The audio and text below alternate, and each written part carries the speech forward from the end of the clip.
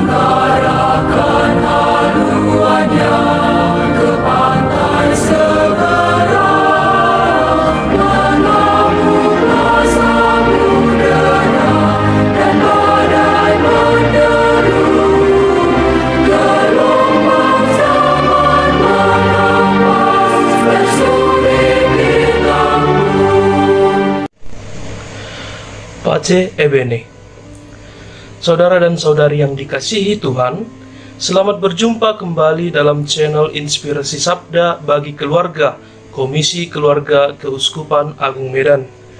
Pada hari ini, Minggu 22 Oktober 2023, pada minggu biasa ke-29, Inspirasi Sabda berbicara perihal menjadi keluarga Katolik yang patriotik.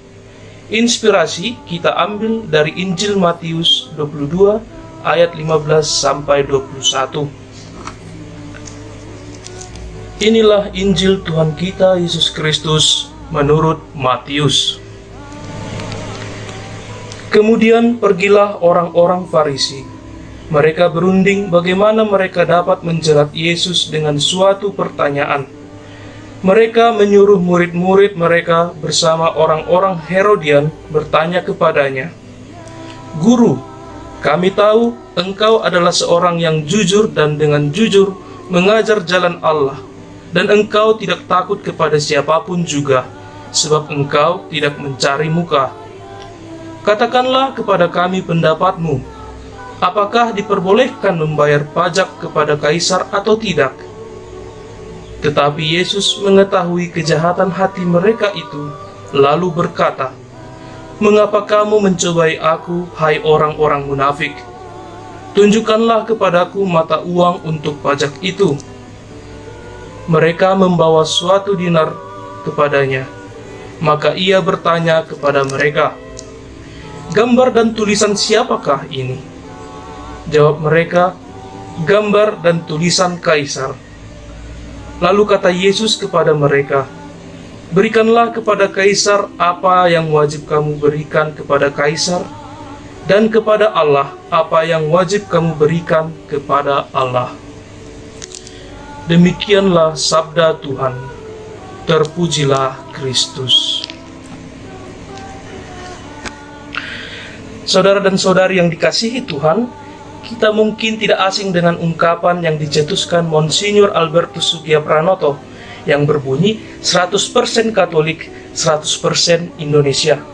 Ya, ungkapan ini beliau cetuskan untuk menggelorakan semangat para Katolik muda yang pada saat itu turut memperjuangkan kemerdekaan Indonesia dari jajahan Jepang. Ungkapan ini juga menjadi pengingat bahwa orang-orang Katolik pun punya andil di negara ini, bahwa kekatolikan seseorang tidak menjadi penghalang baginya menjadi seorang patriot, seorang yang mencintai tanah airnya. Selain berusaha untuk menjadi penganut agama Katolik yang baik, kita juga berusaha menjadi warga negara yang baik juga. Ungkapan dari Monsinyur Sugiyopranoto ini kurang lebih sesuai dengan tema bacaan Injil bagi kita pada hari ini.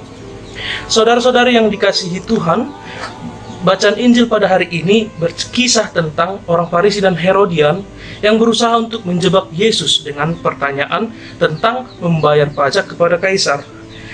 Yesus dengan bijak menanggapi pertanyaan mereka dan mengajarkan untuk memberikan kepada kaisar apa yang menjadi milik kaisar dan kepada Allah apa yang menjadi milik Allah. Dalam pengajarannya, Yesus menunjukkan pemisahan antara urusan duniawi dan rohaniah. Semua itu berawal dari niat orang Farisi dan Herodian yang ingin menjerat Yesus dengan perkataan-perkataannya sendiri. Orang-orang Farisi berharap Yesus akan mengatakan sesuatu yang memberatkan dirinya, yang dapat mereka gunakan untuk membawanya ke hadapan orang Romawi untuk dieksekusi. Mereka menyuruh murid-murid mereka itu untuk datang kepada Yesus dan menampilkan diri layaknya seorang murid yang ingin mendapat pengajaran dari seorang guru. Di sini kita melihat ada dua kelompok yang ingin menjebak Yesus. Kelompok orang Farisi dan Herodian.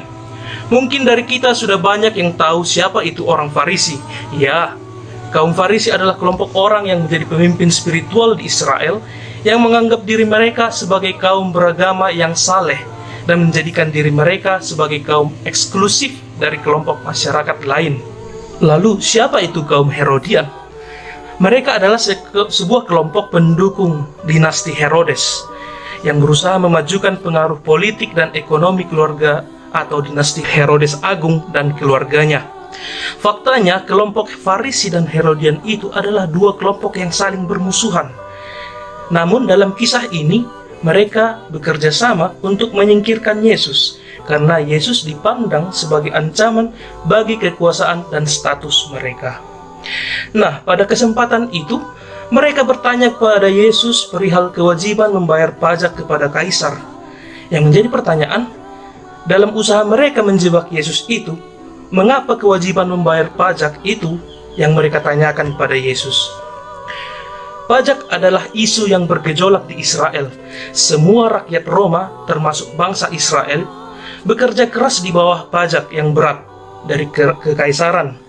Beberapa orang Yahudi percaya bahwa membayar pajak kepada penguasa kafir bertentangan dengan ketuhanan Allah atas umatnya. Maksud dari pertanyaan mereka itu adalah, apakah sah jika bangsa Israel membayar pajak secara sukarela kepada orang kafir? Atau apakah mereka tidak boleh menuntut kemerdekaan bangsa mereka yang sudah ada sejak dulu?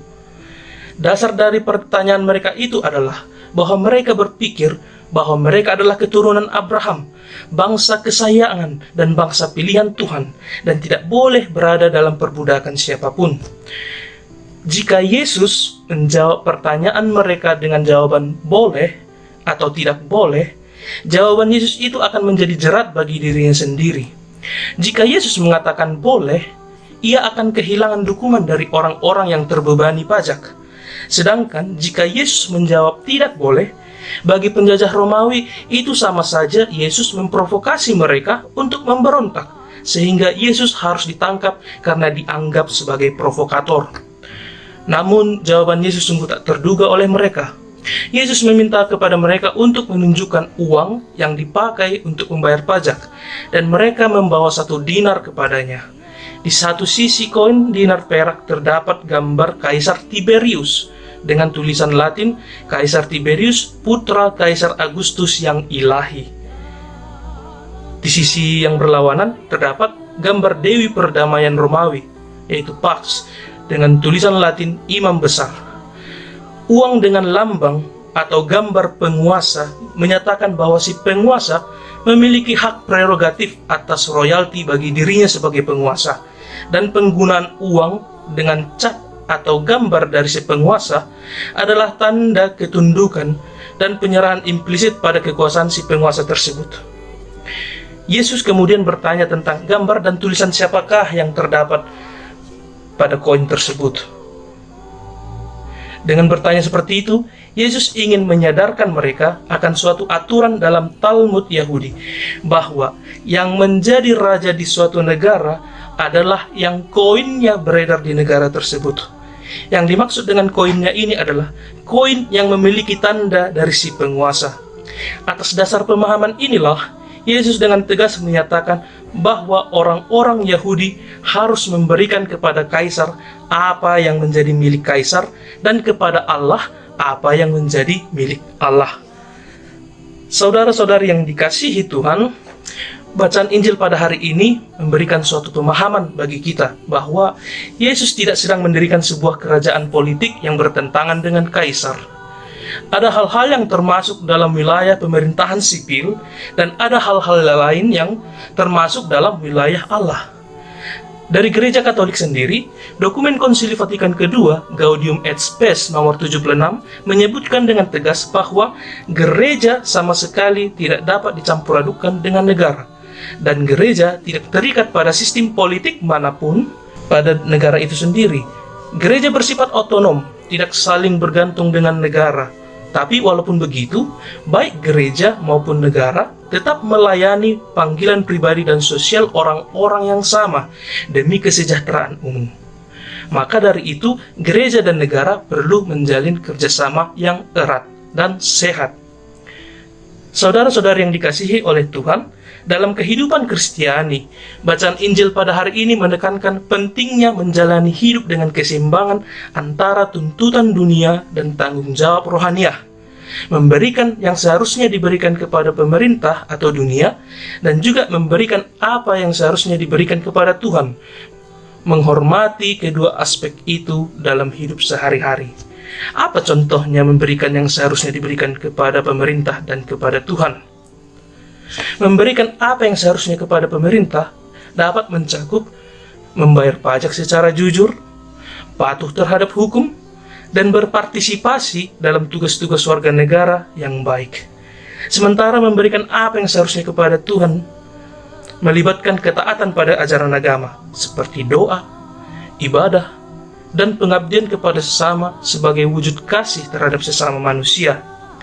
Dengan menjalani kedua aspek ini, seseorang mencerminkan keseimbangan antara kewajiban dunia dan kewajiban rohaniah dalam kehidupan Kristiani. Lalu bagaimana dengan kita sebagai keluarga Katolik? Sebagai keluarga Katolik, yang dapat kita berikan kepada negara adalah menunjukkan keterlibatan aktif dalam kehidupan bermasyarakat dan sebagai warga negara, seperti berkontribusi pada pembangunan sosial, mendukung nilai-nilai keadilan, dan memberikan teladan moral kepada anak-anak tentang tanggung jawab sebagai warga negara. Selain itu, dalam keluarga Katolik juga perlu ditanamkan jiwa patriotik, jiwa yang mencintai tanah airnya sendiri. Contoh sederhananya adalah mencintai produk-produk dalam negeri, mencintai dan menghafal lagu-lagu wajib nasional, mengibarkan bendera merah putih pada hari kemerdekaan, dan lain sebagainya. Kemudian, dalam situasi saat ini, di mana kontestasi politik sedang hangat-hangatnya, kita sebagai warga negara sudah seharusnya terlibat dalam memberikan suara kepada calon pemimpin negara dan wakil kita di Dewan Perwakilan Rakyat lewat pemilihan umum yang akan datang. Sebagai warga negara yang baik, kita tidak diharapkan untuk golput, karena kita perlu memberikan kontribusi untuk masa depan negara kita dengan memilih pemimpin yang kita anggap layak untuk memimpin. Sementara dalam urusan agama, kita sebagai keluarga Katolik perlu mengajarkan untuk memprioritaskan nilai-nilai rohaniah kepada anak-anak kita, seperti doa bersama, kehadiran di gereja, dan keterlibatan dalam perayaan liturgi dan pelayanan karitatif bagi sesama yang membutuhkan uluran tangan dari kita.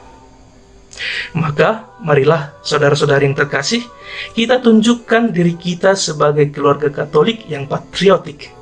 100% Katolik, 100% Indonesia. Pace e bene.